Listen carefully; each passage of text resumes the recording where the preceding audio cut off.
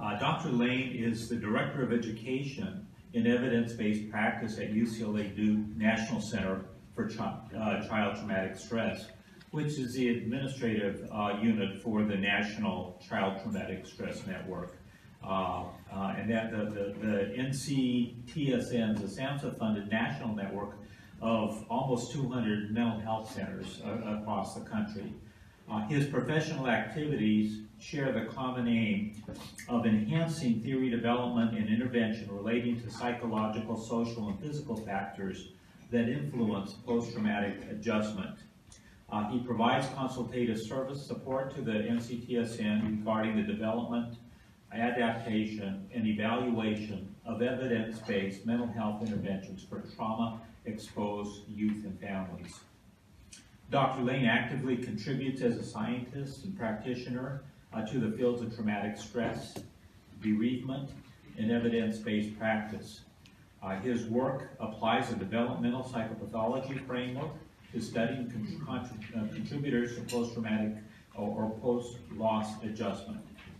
His team has published a new measure of persistent complex bereavement disorder for bereaved youth, and that took about 4 years to develop. So he's again, totally dedicated and commitment to this area. I know he spent time in Bosnia after the Bosnian Civil War, working with children and families, and so has a lot of direct experience in you know, his work is not just research, it's the clinical part. He's been engaged in the trenches and really understands these issues. So with no further ado, again, I'd like to welcome and introduce Dr. Christoper Layne.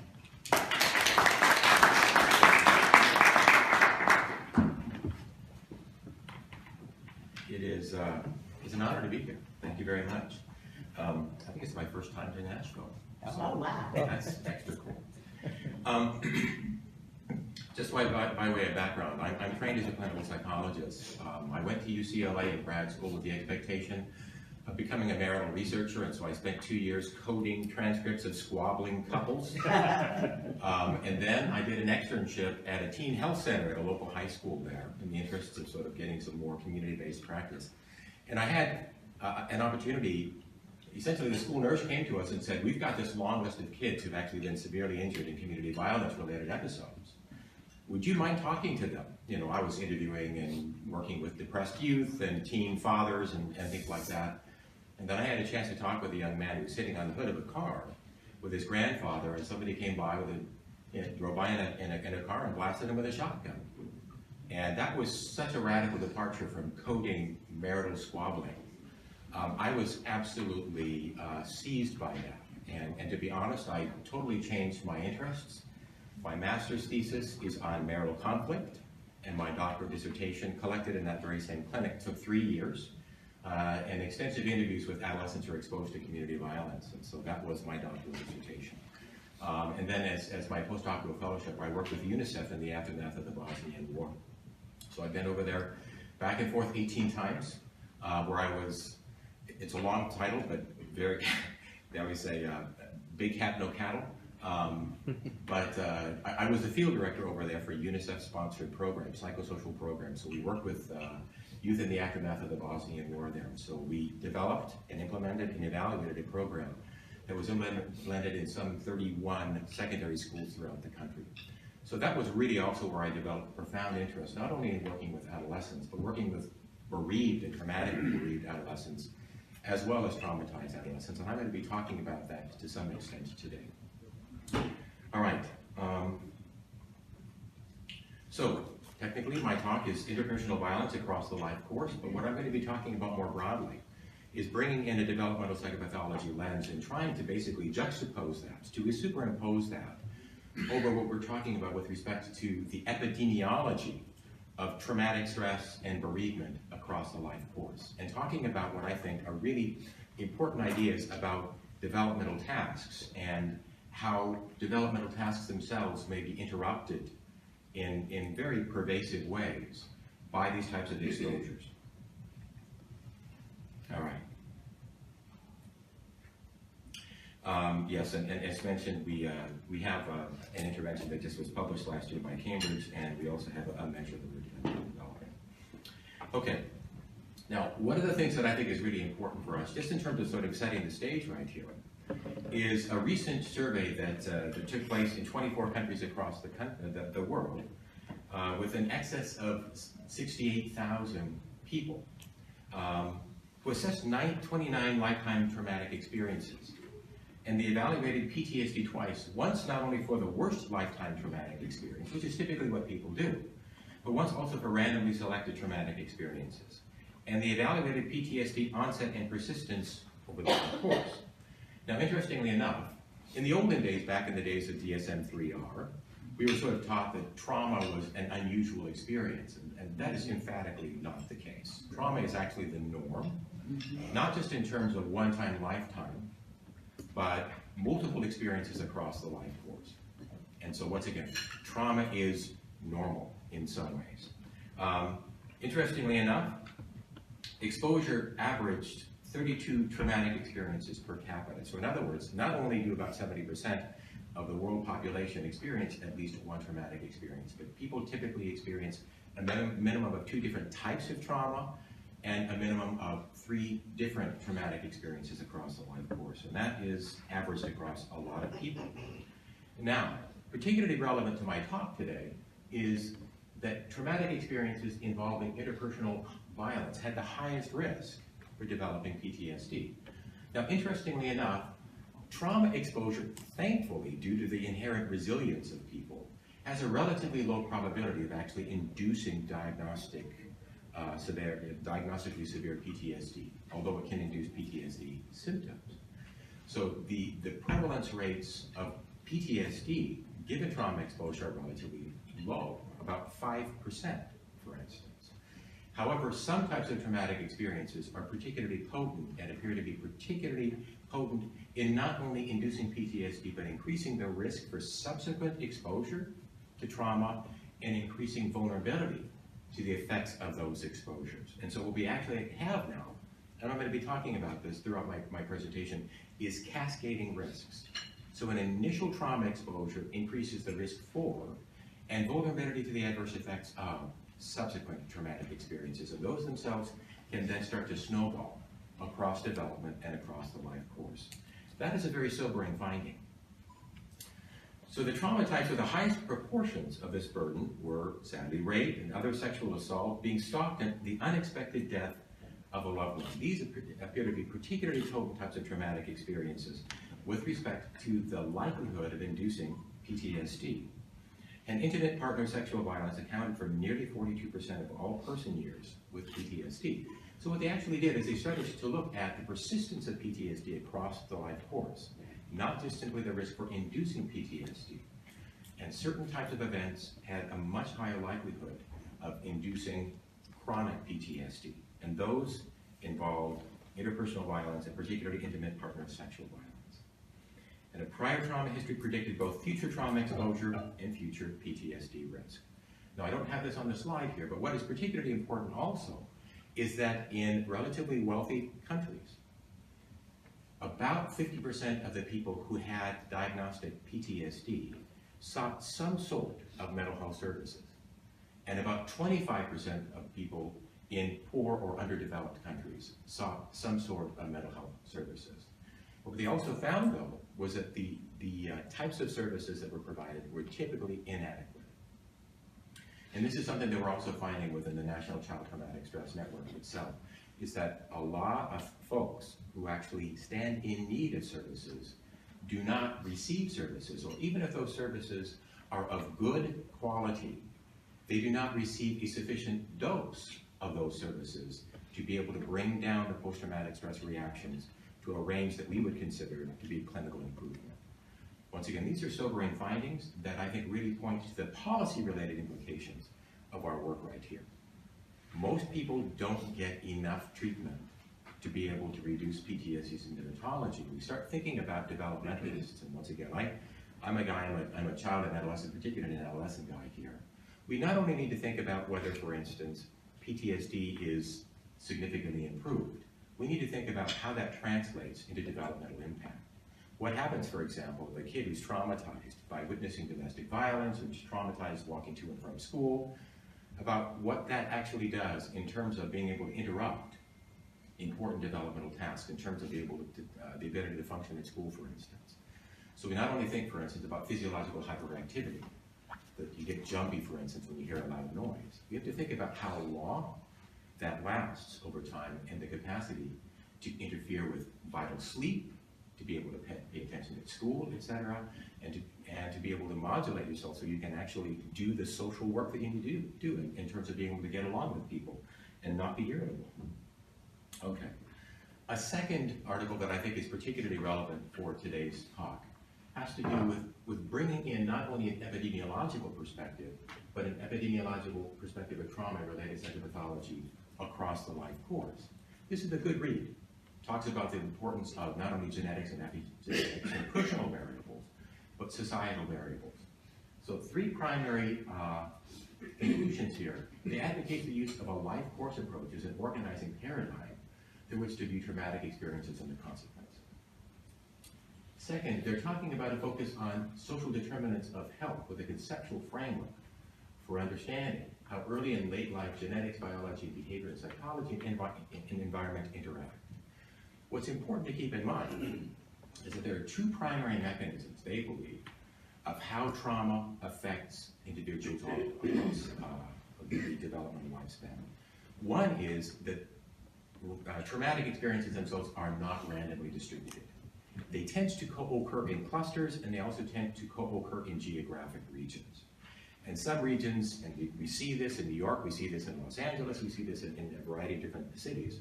You can literally go from one area to another, and within 2 blocks, the level of risk for victimization and having people break into your house, etc., escalate rapidly, dramatically.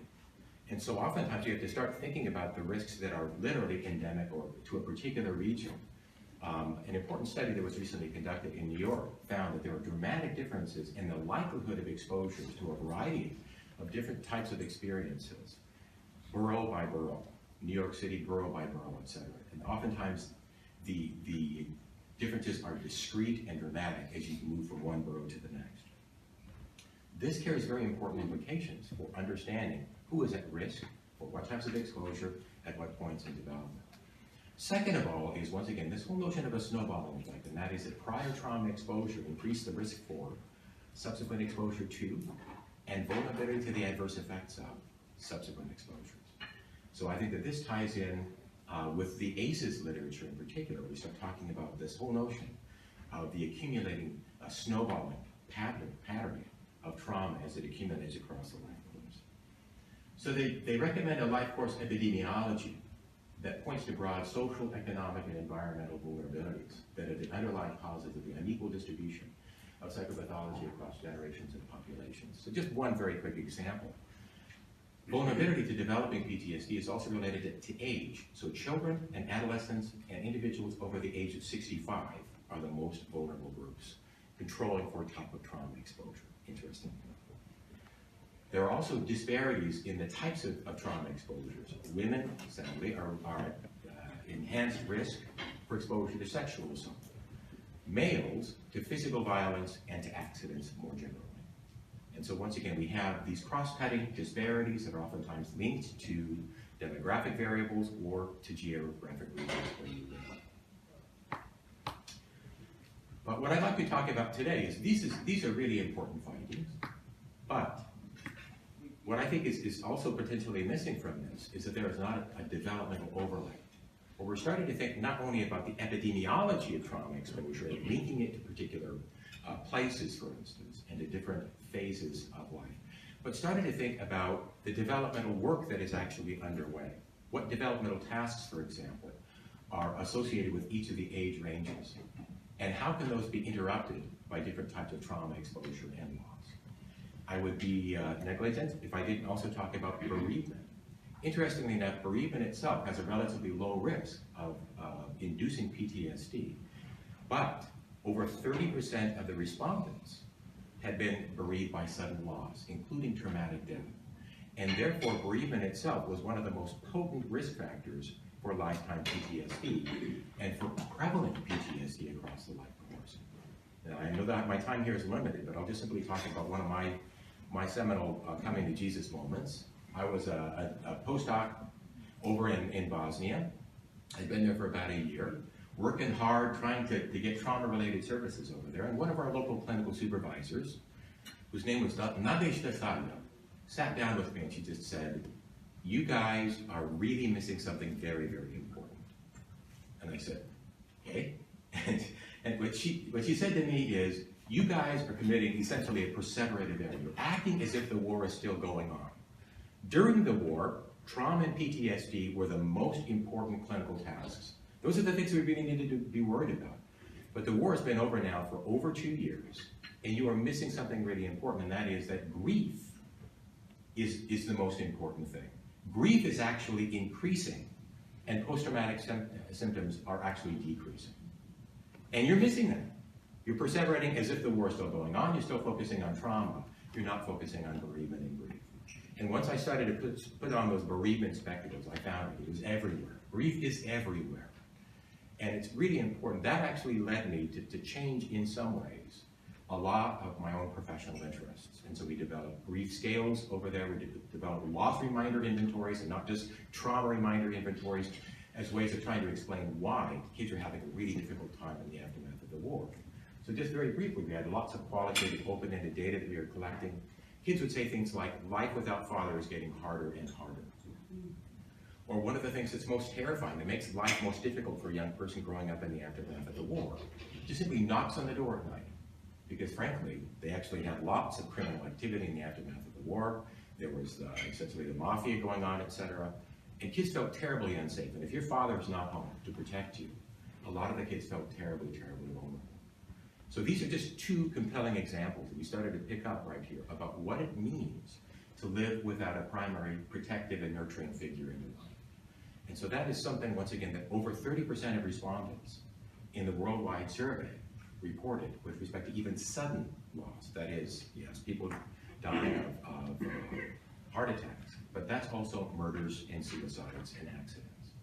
And so what we have actually then is an interplay between trauma and bereavement in the case of traumatic bereavement. So you can develop, if you will, you can develop grief reaction to the loss and post-traumatic stress reactions to the circumstances of the death. And that then introduces additional clinical complexities.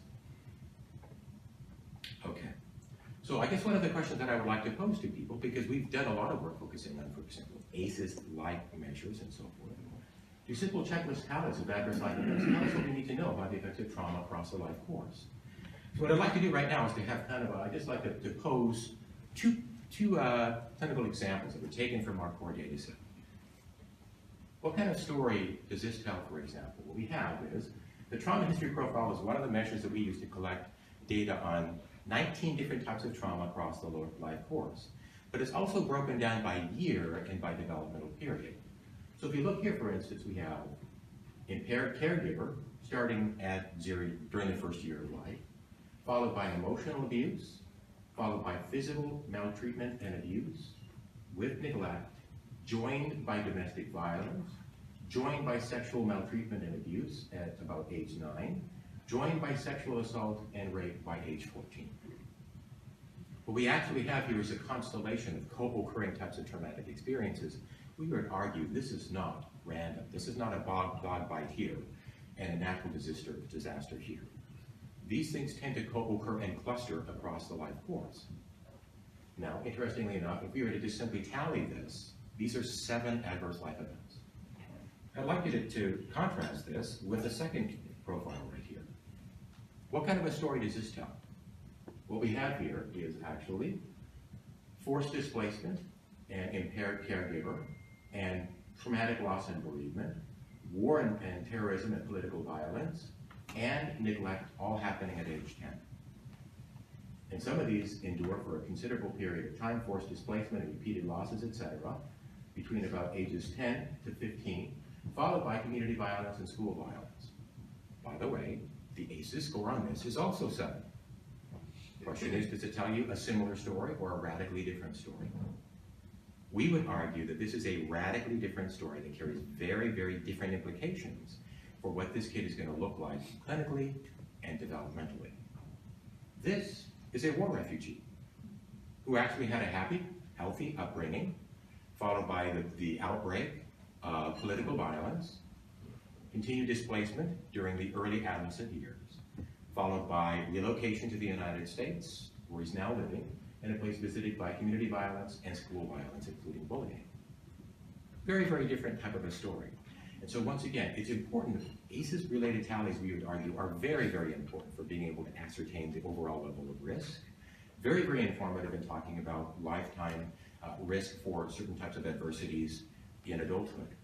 But this tells you a very, very different story in terms of what this child's developmental history looks like, if you will, the types of developmental competencies they've been able to acquire during protected periods of development, and if you will, the particular type of developmental tasks that are currently at risk for major disruption given these types of exposures. 7 and 7 ACEs, radically different clinical pictures and developmental pictures. So I'd like to talk a bit more about our core data set. Currently we're at about 20,000 cases.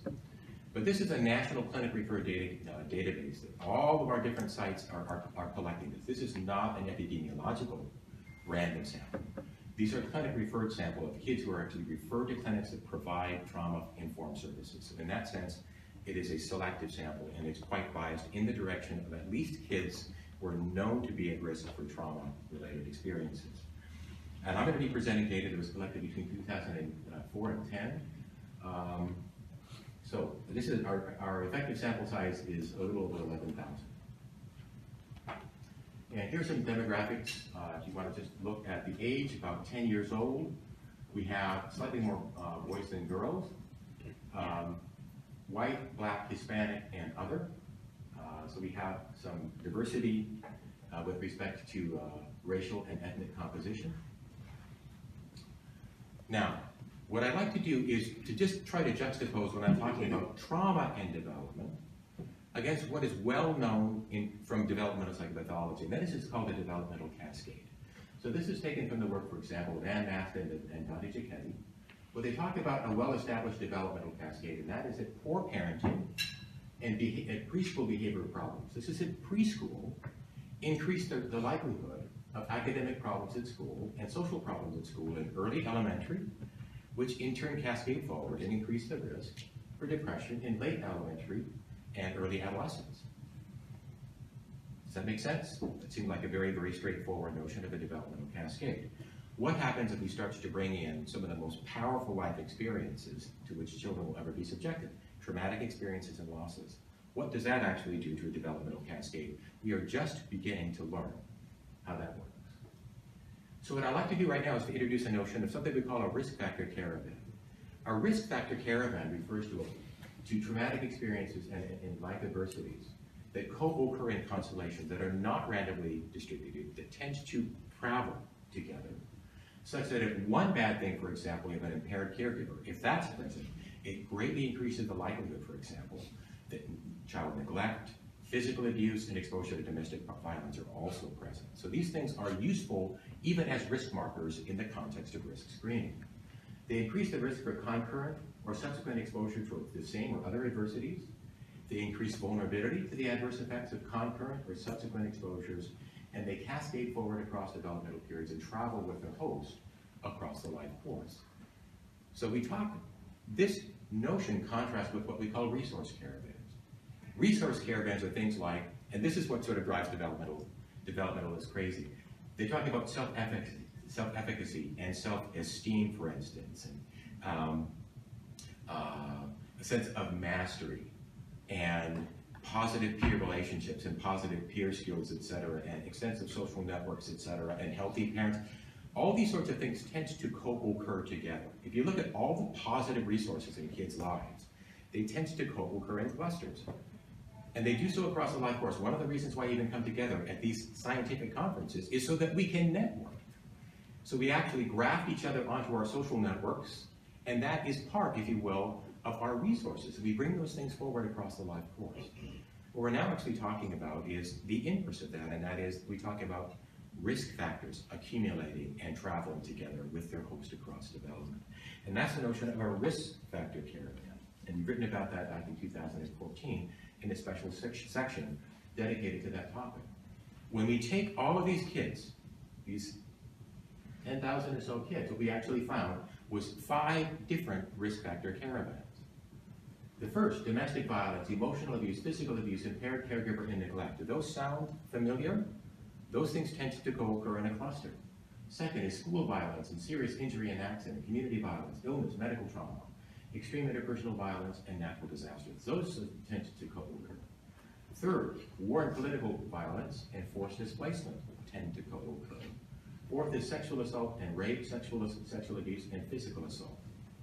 Interestingly enough, sexual abuse does not tend to occur so strongly with impaired caregiver and emotional abuse, etc. Those things are separate caravans, although all of them are correlated with one another. And traumatic loss and bereavement and separation actually loads its own component. It tends to occur by itself. It's not so statistically related to everything else, although it occurs in over 30% of our sample. So what I'd like to do right now in my remaining time is to talk about traumatic stress across development in a new light. And that is some proposed concepts and metrics for the developmental lexicon. That is, these are some new concepts, and this is the paper we're working on currently. And just to look across the very top right here, age of onset is important. Also, we're proposing the last age of occurrence is important. When's the last time that it happened to you? The third is what we call duration, and that is how many total person years did this occur in? A fourth is time span. So in other words, the year of the last occurrence minus the year of first occurrence, how much of a shadow does this particular type of trauma cast across your developmental life course? And the last is this density, which is actually a proportion, and that is out of total years lived, how many of those were visited by this particular type of traumatic experience?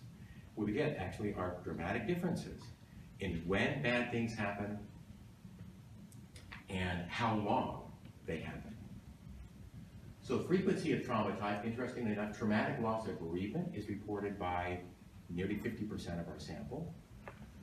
And war, terrorism inside and outside of the United States are very, very underreported. So we have here, right, here is dramatic differences in the prevalence rates of different types of exposures. So they're not functionally interchangeable in terms of at least their prevalence.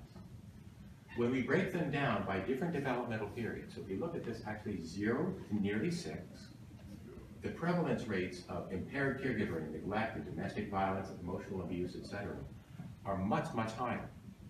As you move into ages 6 through 13, the prevalence rates actually shift.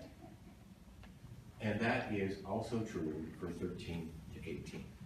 So if you're working with different groups, just simply the prevalence rates of exposures differ dramatically. That's really important, even for pediatricians, for example, to know. And by the way, if you find, of all of these things, guess which particular type of thing, if you will, is the worst, the marker of the worst risk factor caravan? Is having an impaired caregiver. That is, you have a depressed person, a depressed caregiver, or somebody who has a drug or alcohol problem, etc. If someone who has a severe mental illness, that itself, frankly, is a marker of risk for many other adversities accumulating, oftentimes dramatically and aggressively, in the early years of life. The mean age of onset of each trauma type: impaired caregiver, the average age of onset is 2.6 years. Extending all the way to school violence, the average age of onset is 10 years. So once again, we really start to pull these things out across development in terms of the average age at which they first started to occur. And the mean age of last occurrence. Neglect, the average age of last occurrence is 6.5, extending all the way to school violence, which is 12 years of age. So now, once again, we're looking at to see how long across development they last. Now, if we're talking about time span, this is a new concept, at least in our area of work, and that is the mean age of last occurrence minus the mean age of first occurrence. What we actually find then is that impaired caregiver has a time span across development of over 5 years. Emotional abuse and psychological maltreatment, 4.5 years. Domestic violence and war and political violence outside the United States. Neglect, physical maltreatment and abuse, and community violence, etc. These things tend to have a long shadow. They occur across a long period of development. And natural disasters, thankfully, have a relatively short duration. How much time do I have left? Okay. Density. Things a little bit like density, like you think about IQ. It's sort of like what's your score relative to your age. What we're now thinking about is how many total years did a given type of trauma happen relative to the total number of years lived? So it's a simple ratio right here. An impaired giver tends to dominate with over 60% of years lived dominated or are covered by impaired caregiver. And emotional abuse and psychological maltreatment, neglect, domestic violence, etc. These things tend to really predominate. So in other words, we'd sort of say, how much of your life have you lived in these conditions? This is a kind of metric that sheds light on that. All the way, thankfully, to natural disasters, that's less than 1% of one, or 10% of one year on average. And this, I think, frankly, is the most sobering of all of the slides right here. Each of these, 1, 2, 3, 4, 5, are discrete intervals, and the kids have been mutually exclusively classified or categorized into these different intervals. So we've got kids, for example, with 1 traumatic experience, 2, 3, 4, 5, etc. So this allows us to compare across different groups. What we actually find is that if it's 1 traumatic experience, it tends to occur between the 6th, and this is the first year of occurrence, the onset of exposure is the red, and purple denotes the last age of occurrence. So in general, if you have 1 type of traumatic experience, it tends to occur between 6 and 7.5 years of age. If you have 2, the age of onset drops, and the last age of occurrence increases. And you can see there's literally a monotonic, this is generally a linear relation. What this basically means is that the more types, these are types of traumatic experiences, not total traumatic experiences. The more types of traumatic experiences, sexual abuse and physical abuse and accidents and school violence, etc., they tend to occur collectively earlier and earlier and earlier in life. And they also tend to extend later and later and later in life. And once again, because they're cumulative, this makes sense.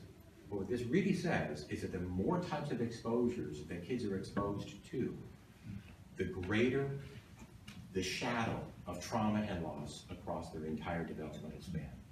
It happens earlier, and it also extends later in development. What this basically means is kids with more and more traumatic experiences are at greater and greater risk, and this shadow covers a greater span of their developmental periods. It has a greater capacity to encroach upon their developmental tasks, and we would argue it has a greater likelihood of cascading across developmental periods and interrupting those key developmental tasks in ways that rob kids of the opportunities to work and develop developmental competencies. So a recent paper that was published by Joseph Spinazzola and others proposes that exposure to particular types of trauma during specific critical developmental periods may be especially problematic and operate through disruptions in salient developmental tasks, such as their capacity for attachment, self-regulation, and cognitive control. And we can start to think about kids' reactions themselves as complex adaptations to these complex disruptions in their lives. So, complex adaptations to traumatic environments that are expressed through a variety of DSM diagnoses or behavioral problems. So that's our working supposition right here. I just want to give you a quick example because I'm an adolescent guy. This is drawing on some of the work of a developmentalist at the UCLA by the name of Andrew Layne. But with respect to adolescence, the key developmental tasks are things like the formation of autonomy, developing a sense of identity, developing the capacity for intimacy, including romantic relationships, social integration. I mean, we all know adolescents who are just absolutely obsessed with whether they fit in or they don't, with the invisible audience that's constantly scrutinizing them about whether they fit in, etc. Meaning and purpose. Adolescence, we keep on talking about adolescent existential angst. Does my life mean anything or not? and generativity, and that is feeling like you are a productive member of your family, your school, and your society. It's one of the reasons why they're so active in extracurricular activities and get involved in community activities. So these are 5 primary developmental tasks. And what I'd just like to pose to you rhetorically is, what do you actually think happens to an adolescent who is traumatized while they're working on these key developmental tasks? While you're working even on a sense, for example, of autonomy. What happens if somebody renders you helpless in a sexual assault and they rob you of a sense of self-efficacy and self-esteem? You've literally spent 16 years of your life developing. How profoundly can that alter your developmental trajectory? We're just beginning, I think, to explore this. This comes from our treatment manual right here, but we lay out a framework of 8 different ways in which we believe that development can be altered. And so these carry implications for risk screening and trying to get a handle on how trauma intersects with these developmental tasks. It can interrupt age-appropriate developmental tasks. You can literally stop what you're working on. You stop going to school, for example. You stop your dating. Developmental slowdowns or regression, and that is the loss of recently acquired developmental competency. Developmental regressions. Slowdowns is a slower rate of progression at which you acquire the developmental regressions of the loss of competencies.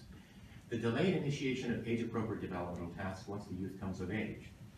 A very quick example, we work with a young woman who had repeated efforts of people trying to abduct her and sexually assault her. She witnessed a gang rape when she was 15 years of age. She was a beautiful young woman. When she turned 16, in particular, she started having young men being interested in her, asking her on dates, and she turned them all down because she didn't want to have a thing to do with men. So when you become of age, and by the way, you talk with her about her developmental aspirations, it had absolutely nothing to do with men, although she liked boys. What she had planned to do was to adopt children and go to community college so that she could raise them on her own. That was her life plan. Interesting enough, the therapy group that we ran, where she said she was able to see the empathic expressions of the boys in the group, as well as the male therapist, myself and my supervisor, were very, very powerful antidotes in challenging that expectation that all men are bad and that all men only want one thing. Number 5, precocious accelerations in development. How many kids do you see run away from home, for instance, or take on adult tasks before they're ready to do that? Lost developmental opportunities. How many kids, for example, have an impaired caregiver when they drop out of school, or they give up really important opportunities to develop themselves because they need to earn money, for instance, or take care of younger siblings? Normal sensation seeking, which is typical of adolescence. Horror movies cater to young people. Go to the state fair. All the people who are taking rides and not vomiting are young people. But normal sensation seeking actually can cross the line and move into risky and reckless behavior. So kids can become dysregulated. They can develop expectations that they're under threat and feel in danger, and overreact oftentimes in ways that make sense in light of their experiences, but are maladaptive given their current life circumstances. And increased susceptibility to illness. We talk about this in terms of allostatic load. Kids who are under a lot of stress tend to get sick, and that itself can rob them of opportunities to work on developmental tasks and take advantage of developmental opportunities. Very briefly, traumatic bereavement in adolescence. If you're talking about adolescents, you need to talk about bereavement, because adolescents are at risk. Adolescents and young adults have the highest risk of dying under traumatic circumstances. This is murder, homicide, and accidents. Murder, suicide, and accidents. And it's the leading cause of death. And they're heightened risk for exposure to traumatic deaths. I just wanted to say that very quickly. Adolescence also is very, very important, not only because sudden loss and witnessing violent injury or death are prevalent, but they also have very large and expanding social networks. Young people know the most people of any developmental group. Young people, adolescents, and young adults. So if we're talking about who knows who, adolescents are at greater risk for knowing a greater number of people who are traumatically bereaved, who commit suicide, who are killed in accidents, or frankly, who are sexually assaulted and have other bad things happen to them. So what I'd like to do right now is just to close by talking about our theorized model of a trauma-induced developmental cascade. If you remember what I talked about earlier, negligent parenting, in preschool can lead to academic and peer problems in later childhood and early adolescence. That was an established developmental model. Here we have a trauma-induced developmental cascade. Trauma exposure, if it is sufficiently severe and prolonged in terms of its intensity and dosage, can lead to distress reactions. Interestingly enough, only about 4% of respondents in the World Health Organization survey who've been exposed to a traumatic experience develop PTSD. That's actually a relatively low rate of formal PTSD. But some types of trauma are much, much more likely to induce PTSD than others. Distress reactions, if we're able to capture them early, oftentimes we can stop this developmental cascade. But if distress reactions are sufficiently severe and prolonged, can lead to functional impairment. They have troubles at school, they have problems at home, they have problems with in their social relationships, and risky behavior. So they cross the line from normal sensation seeking, for example, into high-risk behavior, and that can get you seriously hurt or functionally impaired. And those things, if sufficiently severe and prolonged, can lead to developmental disruption. So kids, for example, can miss out on a year of school, or they lose critical developmental opportunities. They aren't able, for example, to go to soccer or to participate in other types of activities that really grow them as human beings. And the developmental disruption, if it's sufficiently severe and prolonged, can lead to profound developmental derailment. Kids drop out of school. Kids enter the JJ system, for instance, and that itself leads to a whole new pernicious developmental cascade. So when we talk about how these things, how traumatic experiences can lead to developmental derailment, increase that risk in some potential pathways, each one of these sort of nodal points are opportunities to intervene so that they don't move and cascade further down that line because they become more difficult to intervene and help them turn their lives around. So when we train clinicians in our treatment manual talking about this, we say, where are they in this? Can we reduce distress reactions in ways that prevent severe functional impairment? Or if there's functional impairment, each of these are like a rocket booster. The rocket booster takes off into outer space just along with a space capsule. So you now have two different things to track, even if they become disattached.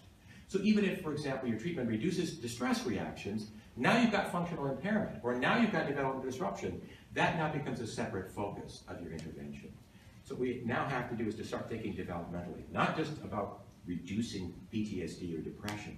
We have to start thinking about ways in which development itself may assume, developmental disruption may assume a life of its own in ways that are actually a lot more difficult to therapeutically remediate than simply reducing distress reactions. I want you to think about developmental progression. We think about developmental tasks. This is sort of the bare minimum of what people actually need to do to enter adulthood. These are getting a high school degree, for example. Typically learning how to drive, learning how to get along with people. These are sort of the bare minimum of skill sets that we would argue that kids are working on as they progress through development. But what about, and passing developmental milestones, so graduating from high school, for example, are important, or marriage, or other types of major developmental milestones. But what about developmental opportunities? I'm going to just invite you to thinking about your high school years. What are the things that are most memorable to you? What are the things that enrich you most intensively? Is it sitting in math? Or was it participating in the school yearbook? Or in music? Or in theater? Or in sports? Those are developmental opportunities. Those are not mandatory. You do not need to get your ticket punched in those arenas, but they grow healthy and thriving human beings. So we have to think not only in terms of the likelihood that traumatic experiences can prevent you from passing key developmental tasks. We have to think about what that can do in terms of robbing you of developmental opportunities. We work with a lot of kids who are too injured, for instance. They lost a kidney in a gang-related shooting. They had to drop out of soccer. That was far more devastating than actually having PTSD symptoms keep you up over there. So we want to think about developmental costs, and that is, what would your life have been like had you not had traumatic experiences that prevented you from working on developmental tasks, or passing culturally appropriate developmental milestones at expected developmental time points, and taking advantage of developmental opportunities.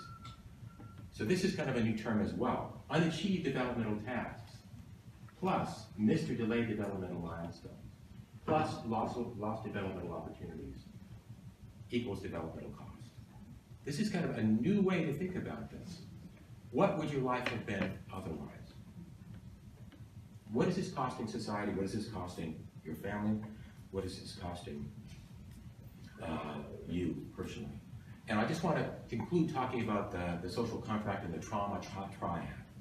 And that is, we work oftentimes with kids who are living in dangerous environments. We keep on thinking that removing kids from dangerous homes and putting them in safe places is enough for them.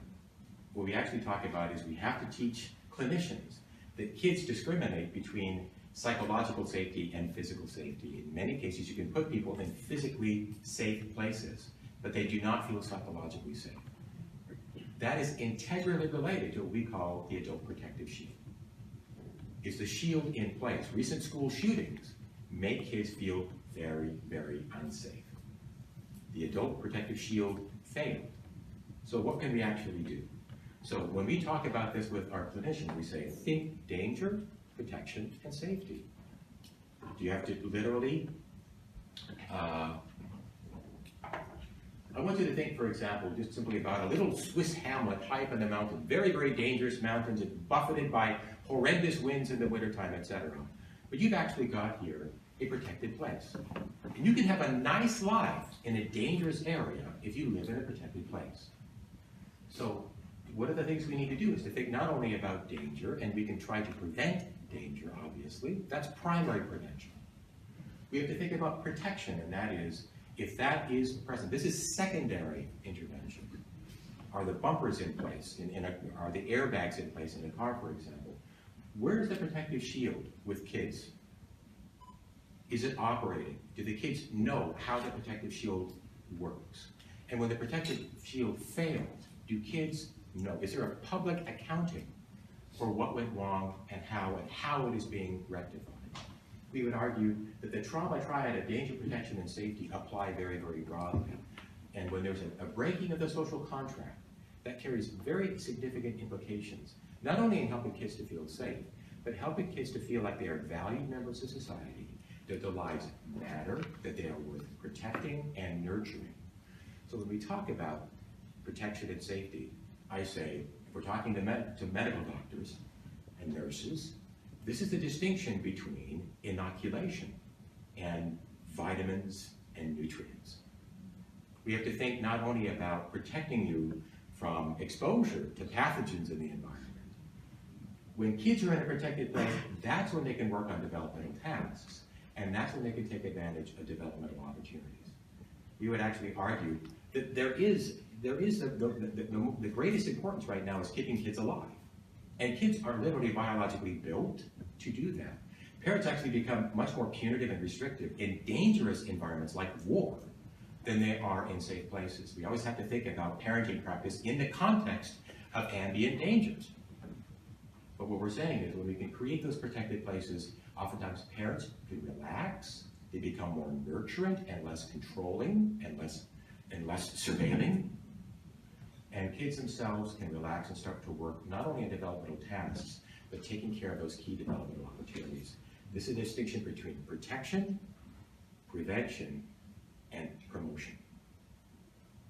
Preventive factors help us reduce the likelihood of danger. Protective factors, if you will, help to protect kids and to cushion the effect of exposure to those dangers. Promotive factors, this is love and nurturance and social, all these sorts of things like that help to grow happy and healthy human beings. And those are particularly important once we've established a safe, a protected developmental period. So just to recap, when we talk about a trauma history profile, not just the red spaces, bad things, but the open spaces are particularly relevant for us as developmentalists.